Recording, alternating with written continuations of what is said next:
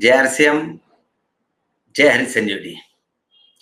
साथियों, आज हम लोग एक एक प्रोडक्ट के बारे में चर्चा करेंगे, क्योंकि अभी रबी का सीजन स्टार्ट हो चुका है। कई सारे राज्यों में गेहूं की बुआई स्टार्ट हो चुकी है, कई राज्यों में होने वाली है। रबी में सबसे महत्वपूर्ण जो फसलें होती है वो है गेहूं है, चना है, मक्का है, शुगर केन की बहुत बड़ी पैमाने पर फसल लगती है। उसके बाद आलू की बहुत बड़ी फसल होती है। उसके बाद फलों की बागवानी करने वालों में आम का बड़ा सीजन होता है। उसके बाद अनार है, संतरा है, मौसम्बी है, नींबू है।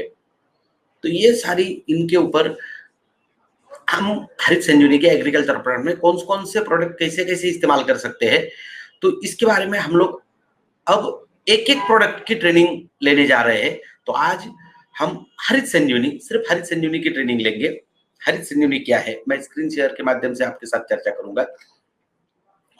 साथियों, स्वास्थ्य क्रांति अभियान हरित संजीवनी की टीम ने ये एक बहुत बड़ा मिशन की शुरुआत की है, जो स्वास्थ्य क्रांति अभियान पूरे भारत देश में हम लोग स्वास्थ्य क्रांति अभियान के नाम से इसे करोड़ों लोगों तक पहुंचाना चाहते हैं कि जहर मुक्त खेती हो, जहर मुक्त खाना हो, स्वस्थ भारत का निर्माण।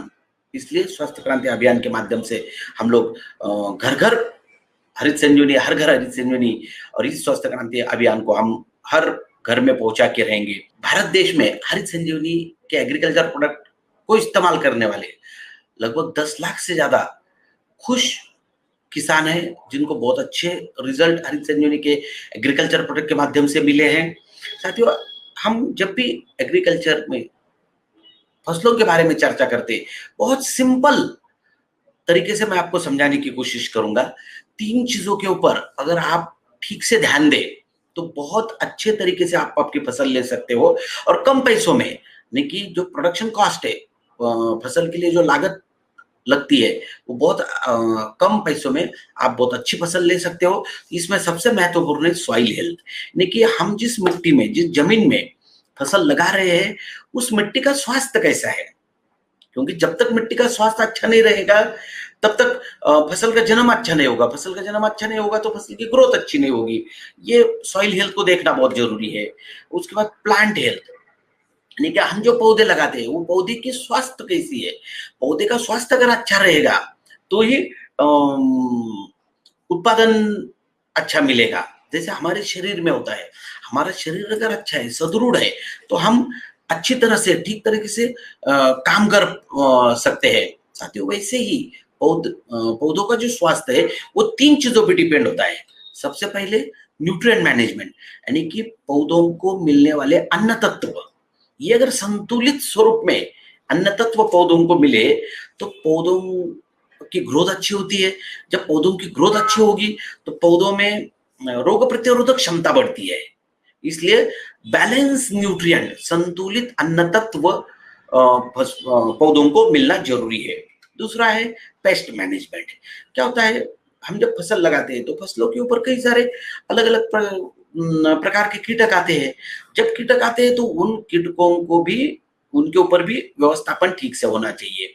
जैसे कीटक आए तो कौन से कीटक है, सकिंग पेस्ट है या दूसरे कीटक है, तो उसके ऊपर छिड़काव होने चाहिए, उनको तुरंत रोकना चाहिए।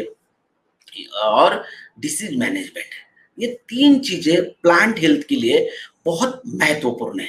डिसीज मैनेजमेंट का मतलब ये है फसलों पर आने वाली बीमारियां। जैसे हमारे शरीर में देखो, आप स्वस्थ कब रहोगे, अच्छे कब रहोगे, जब आप बीमार नहीं पड़ोगे।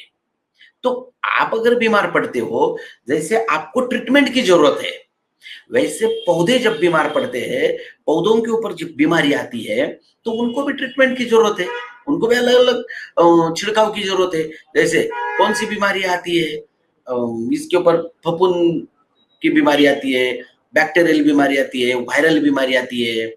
ये अलग अलग बीमारियों के लिए आपको ट्रीटमेंट करना जरूरी है। अगर हम वक्त पर इसको ट्रीटमेंट कर पाए तो पौधे का स्वास्थ्य बहुत अच्छी तरह से रहेगा। पौधे का स्वास्थ्य अगर अच्छा रहा तो उत्पादन में बढ़ोतरी जरूर मिलेगी। और तीसरा महत्वपूर्ण पार्ट है वाटर हेल्थ, पानी का स्वास्थ्य कैसा है।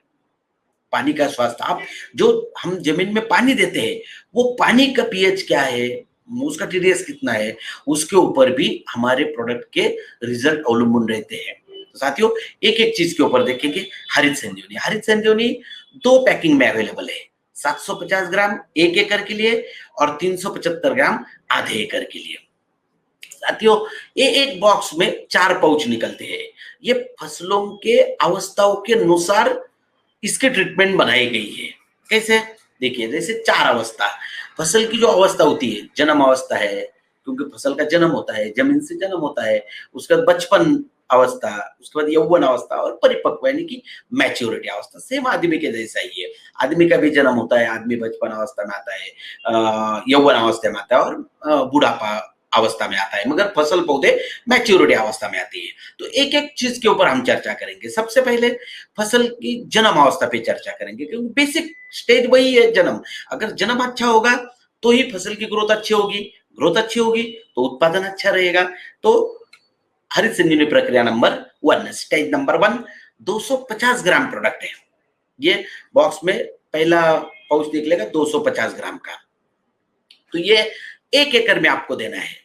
अब देखो, आपके मन में कई सारे सवाल उठेंगे कि सर ये 200 ग्राम है, 250 ग्राम है, तो ये 1 एकड़ में कैसे चलेगा, इसको जमीन में कब देना है, कैसे देना है, ये कई सारे सवाल आपके मन में उठेंगे। बहुत आसान है साथियों, इसको हाईली कॉन्सेंट्रेटेड बनाया गया है। तो हाईली कॉन्सेंट्रेटेड बनाने के कारण ये आपको एक पाउच 250 ग्राम 1 एकड़ में चलेगा। तो देना कैसे है? सिंपल है। 250 ग्राम हम 1 एकड़ में तो दे नहीं सकते, तो उसको देते समय क्या करना है, किसी भी रासायनिक खाद के साथ में या ऑर्गेनिक खाद के साथ में या 40-50 किलो सूखी मिट्टी के साथ मिला के आप इसे दे सकते हो, यानी कि उसको बढ़ा के देना है। तो और कब देना है? कोई भी सीजन में। अब जैसे खेती के 2 सीजन महत्वपूर्ण होते हैं, जैसे खरीफ का सीजन अभी खत्म हुआ है, अभी रबी का सीजन स्टार्ट हो रहा है। तो कोई भी सीजन में आने वाली जो फसलें हैं, हर राज्य में, अपना पूरा भारत देश में काम है, तो हर राज्य में, हर रीजन में अलग अलग फसलें होती है। तो कोई भी फसल ऐसा नहीं है कि ये पर्टिकुलर इस फसल के लिए है, पर्टिकुलर इस फसल के लिए, बिल्कुल नहीं। तो कोई भी फसल के लिए आप फसल लगाते समय या लगाने के 30 दिनों तक स्टेज नंबर 1 जमीन में दे सकते हैं। बहुत आसान तरीका है और इसको मैं आपको छोटे से वीडियो के माध्यम से समझाता हूं। तो ये स्टेज नंबर 1 देने का विधि तुरंत आपके समझ में आ जाएगा।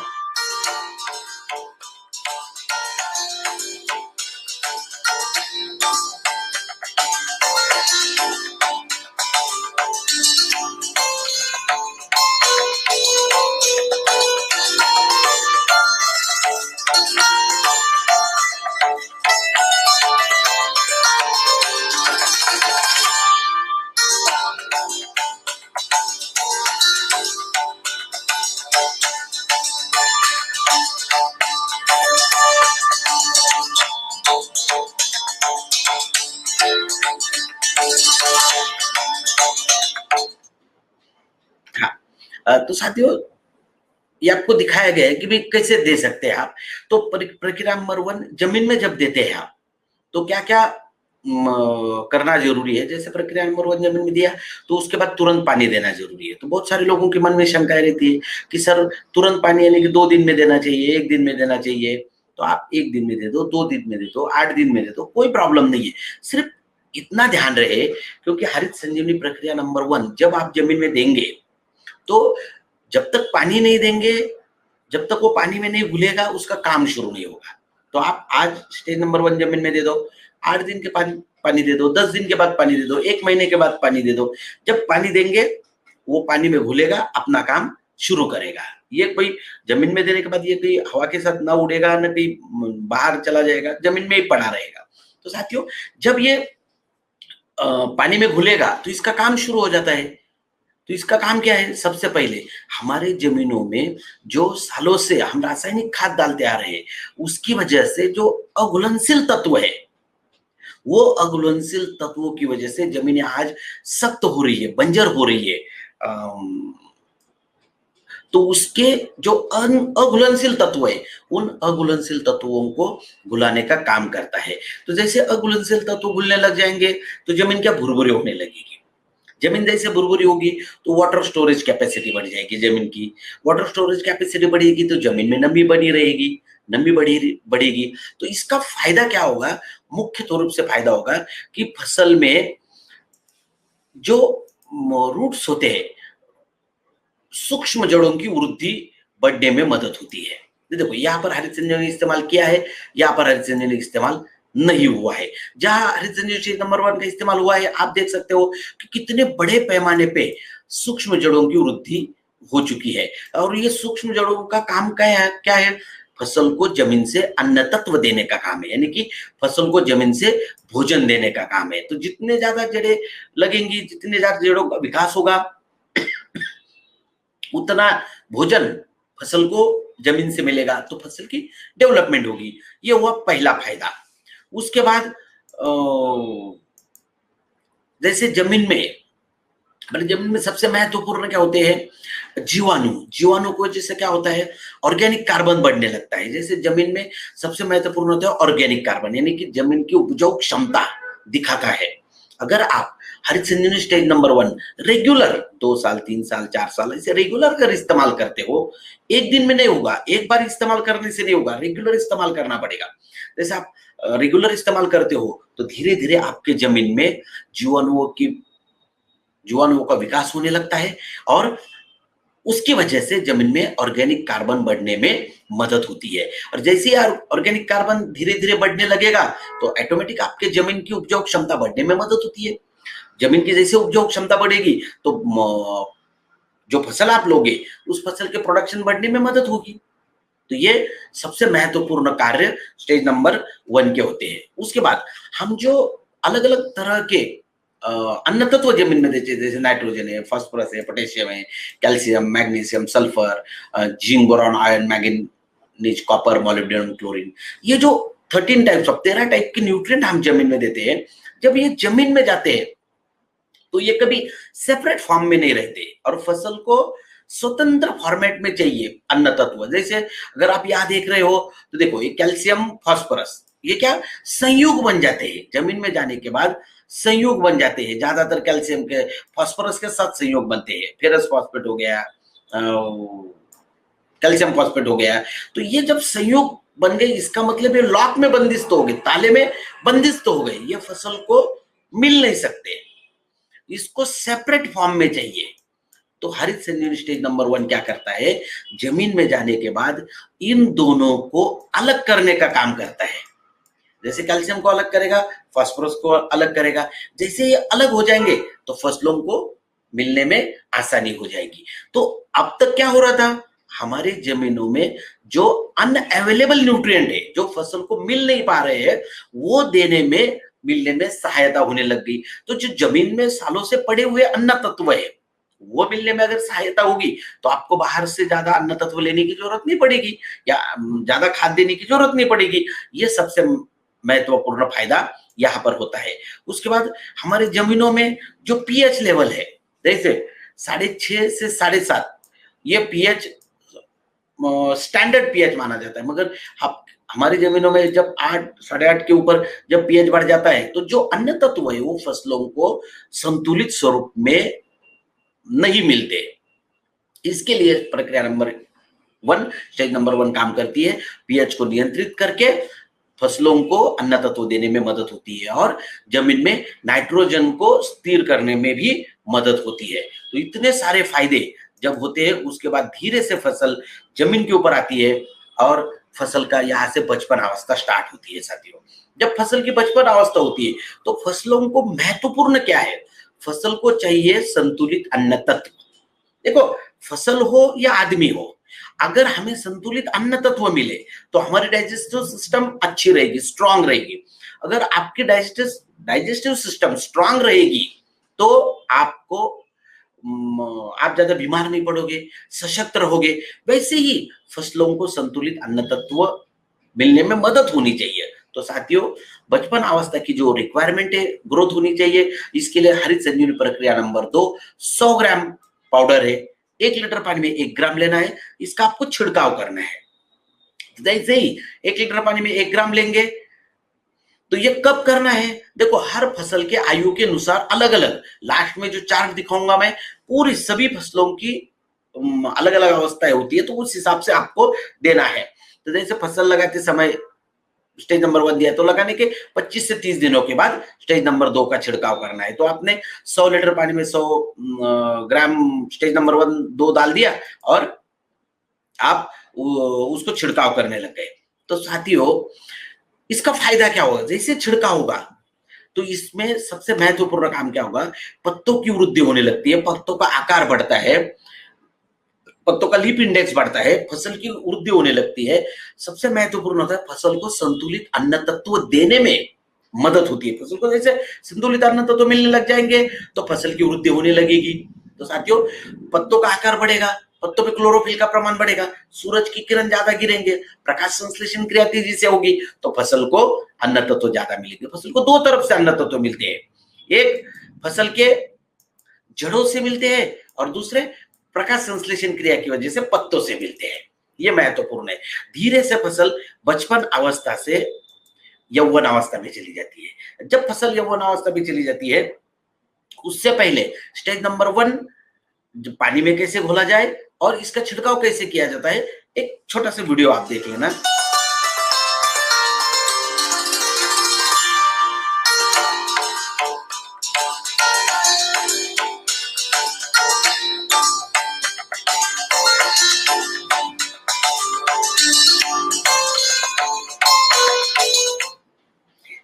जैसे फसल यौवन अवस्था में आती है तो ये बहुत महत्वपूर्ण अवस्था मानी गई है। फसलों की जो 4 अवस्था है, जन्म अवस्था है, बचपन अवस्था, यौवन अवस्था, मैच्योरिटी, तो इसमें सबसे महत्वपूर्ण मानी गई है यौवन अवस्था, रिप्रोडक्टिव स्टेज। क्योंकि फसल रिप्रोडक्ट करती है, रिप्रोडक्शन करती है, तो उस वजह से इसे बहुत महत्वपूर्ण माना जाता है। तो साथियों, इस समय फसल को फूल लगते हैं, तो इसकी यौवन अवस्था में फसल को अलग अलग तरह के अन्न तत्व लगते हैं। तो इसके लिए हरित संजीवनी प्रक्रिया नंबर 3 को निर्माण किया गया है। 150 ग्राम, 150 ग्राम है, 1 लीटर पानी में 1 ग्राम लेना है और इसका आपको छिड़काव करना है। जैसे ही फसल के ऊपर छिड़काव हो जाएगा तो इसके फायदे क्या होंगे? सबसे महत्वपूर्ण, फसल की शाखाएं बढ़ने लगती है, ब्रांचेस ज्यादा से ज्यादा लगेंगी, ज्यादा से ज्यादा फूलों का निर्माण होगा। कौन से फूलों का निर्माण होगा? मादा फूलों का निर्माण होगा, जो जिसका रूपांतरण फलों में हो। और महत्वपूर्ण, फसल के यौवन अवस्था में लगने वाले विशेष खादों को देने में मदद होती है। देखो, यौवन अवस्था में लगने वाले विशेष अन्न तत्व है वो देने में मदद होती है। उसके बाद फसल में CN रेशो होता है, कार्बन नाइट्रोजन रेशो, ये बहुत महत्वपूर्ण है। फसल को 2 प्रकार के अन्न तत्व ज्यादा लगते हैं, कार्बन और नाइट्रोजन। कार्बन प्रकाश संश्लेषण क्रिया की वजह से मिलता है और नाइट्रोजन जमीन से मिलता है। दोनों का अगर बैलेंस हो जाए तो फसल की आश्चर्यजनक उत्पादन क्षमता बढ़ती है। और हरित संजीवनी नंबर 3 की छिड़काव के बाद फसल की प्रतिकूल परिस्थिति में क्या होता है?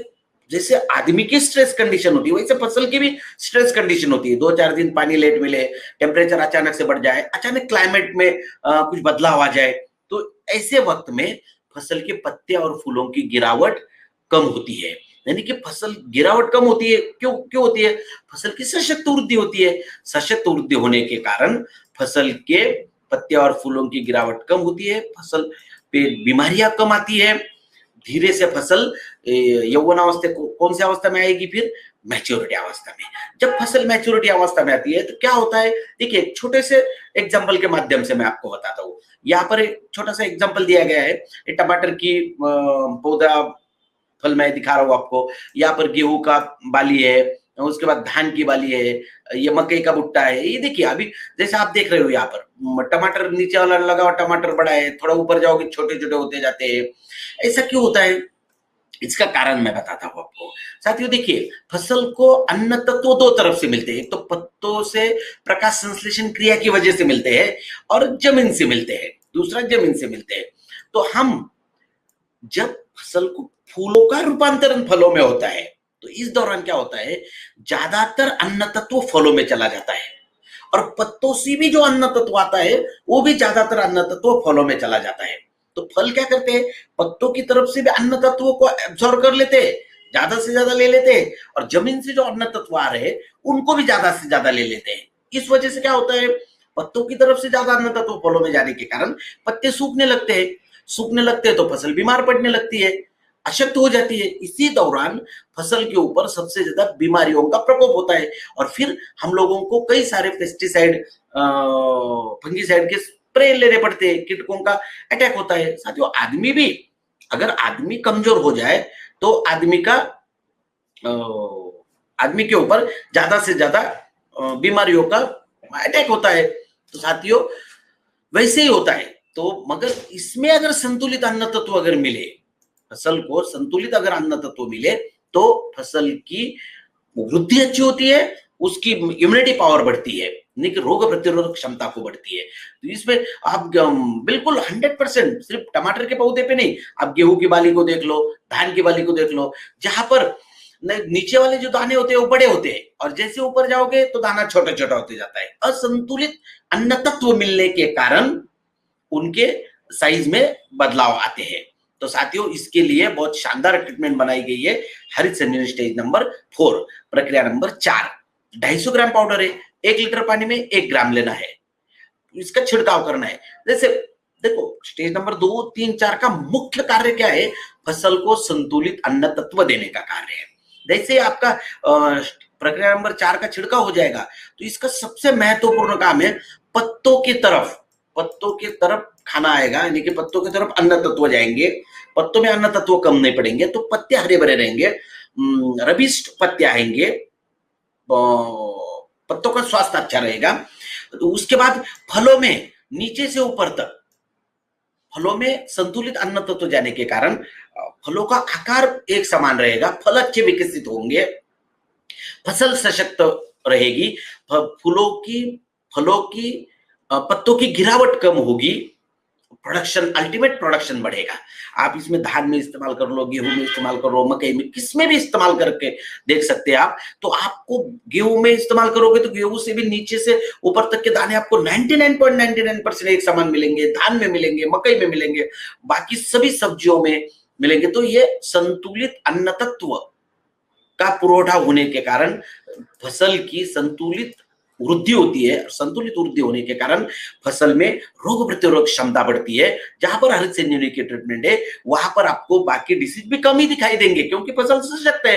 अब देखो, वायरस की जब बीमारी आती है, अभी कोरोना वायरस का बहुत बड़े पैमाने पे प्रकोप चल रहा है, तो आदमी की इम्यूनिटी अगर अच्छी रही तो उसके ऊपर वायरस अटैक नहीं करता। वैसे ही फसल की अगर फसल सशक्त रहेगी तो फसल में भी ज्यादा से ज्यादा बीमारियां नहीं आएंगी। तो इसमें क्वालिटी क्वांटिटी टेस्ट बहुत अच्छी रहेगी, नंबर 1 रहेगी। पेस्टिसाइड के यानी कि रासायनिक खादों का और रासायनिक छिड़काव जो आप करते हो उसमें आपको बचत हो जाएगी, उसमें कटौती होगी तो पैसे बचेंगे, यानी कि लागत जो लग रही है उत्पादन को वो कम होगी और उत्पादन बढ़ेगा। यानी कि दो तरफ से फायदा है, हमारा खर्चा भी कम हो रहा है और उत्पादन भी बढ़ रहा है। तो साथियों, ऐसे हरित संजीवनी स्टेज नंबर 4। अब यहाँ पर एक चार्ट में दिया गया है, सभी प्रकार की सब्जियां है, उसके बाद सभी प्रकार के जैसे धान, गेहूं, सोयाबीन, मकई, मटर, ज्वार, बाजरा, राजमा, उसके बाद कपास, अदरक, हल्दी, फूलों में सभी प्रकार के फूल है, उसके लिए गेंदा, गुलाब, जरबेरा, उसके बाद हरित संजीवनी में आप कई सारे चाय के लिए दे सकते हो, सभी जगह पे हरित संजीवनी का आप इस्तेमाल कर सकते हो, बहुत ही अच्छे परिणाम आपको मिलेंगे। तो ये चार्ट के माध्यम से, उसके बाद क्या ध्यान दे हरित संजीवनी प्रक्रिया का इस्तेमाल करते समय 1, 2, 3, 4 क्या ध्यान देना चाहिए। तो साथियों, 1 नंबर जब आप देंगे, स्टेज नंबर 1 देंगे तो ये ध्यान रखिए कि उसको पानी देना आवश्यक है। मैंने जैसे कहा आपको 2, 4, 5, 8 दिन में आप दे सकते हो, मगर पानी में जब तक स्टेज नंबर 1 घुलेगा नहीं तब तक उसका फायदा नहीं होगा। प्रक्रिया नंबर 2, 3, 4 का जब छिड़काव आप करेंगे तब थोड़ी सी जमीन आपकी मॉइस्चराइज होना जरूरी है, गीले होना जरूरी है। ये प्रॉब्लम आपको कब आएगा? अभी नहीं आएगा, ये प्रॉब्लम आता है मार्च, अप्रैल, मई में, जब बहुत ज्यादा धूप होती है, जमीन बिल्कुल सूखी रहती है, बंजर पड़ी रहती है, तब आपको प्रॉब्लम आएगा। अभी तो ठंड का मौसम है, अभी ये प्रॉब्लम नहीं आएगा। अगर गलती से आपने दे दिया और पानी नहीं है तो पानी देने की व्यवस्था होनी चाहिए, बाकी इससे कोई नुकसान नहीं है फसल को। फिर स्टेज नंबर 2, 3, 4 का छिड़काव आप किसी भी फफूंदनाशक कीटनाशक के साथ मिला के कर सकते हो। ऐसा नहीं है कि आप इसके साथ ना मिलाए, इसके साथ ना मिलाए, सिर्फ अल्कलाइन दवा और बोर्डो मिश्रण के साथ ना मिलाए। बहुत सारे लोगों के मन में शंकाएं रहती है कि सर अल्कलाइन दवा क्या है, बोर्डो मिश्रण क्या है। जिसका पीएच 7 से ज्यादा है, 7 से ज्यादा है, वो अल्कलाइन दवा हो गई। तो आप एक छोटे से जार में 1 लीटर पानी ले, उसमें हरित संजीवनी स्टेज नंबर 2, 3, 4 किसी में 1 ग्राम ले, जिसके साथ आपको मिला के छिड़काव करना है, उसको 1 से 2 ml डाल दे। अगर दूध के जैसा फट जाए, वो प्रेसिपिटेट हो जाए, तो समझ लेना ये चलेगा नहीं, और ठीक से मिल गया तो समझ लेना चलेगा। इसको कहते हैं जार टेस्ट। बहुत आसान तरीके से आराम से आप कर सकते हो। तो इतने अच्छे, और मैक्सिमम आप जब भी छिड़काव करते हो सुबह 11 बजे के पहले और 5 बजे के बाद करें। बहुत आसान तरीके से, क्योंकि दोपहर के समय धूप ज्यादा रहती है। सुबह अगर आप करेंगे तो जल्दी से जल्दी आप, यानी कि कम तापमान में स्प्रे अच्छा होगा। और हरित संजीवनी नंबर 1, 2, 3, 4 बिल्कुल 100% पर्यावरण के लिए, मानव पशु पक्षी के लिए सुरक्षित है। तो साथियों देखिए, जैसे खरीफ का और रबी का सीजन है, अभी रबी का सीजन 15 नवंबर से पूरे भारत देश में शुरू हो रहा है। तो इसमें आप ज्यादा से ज्यादा फायदा ले, हरित संजीवनी का इस्तेमाल करें। और सब्जियों का जो सीजन है वो 12 माह चलता है। हर डिस्ट्रिक्ट में, हर तहसील में सब्जियों का बहुत बड़ा उत्पादन होता है। आप अगर उसके ऊपर ध्यान दें तो आप 12 महीने हरित संजीवनी के ऊपर काम कर सकते हो। साथियों, ये हरित संजीवनी की जानकारी आज मैंने आपको दी। धन्यवाद। जय हरिसियम, जय हरित संजीवनी। जहर मुक्त खेती, जहर मुक्त खाना, स्वस्थ भारत का निर्माण। जय जवान, जय किसान। लाए हरित संजीवनी, पाए हरित संजीवनी, लाए हरित संजीवनी, पाए हरित संजीवनी।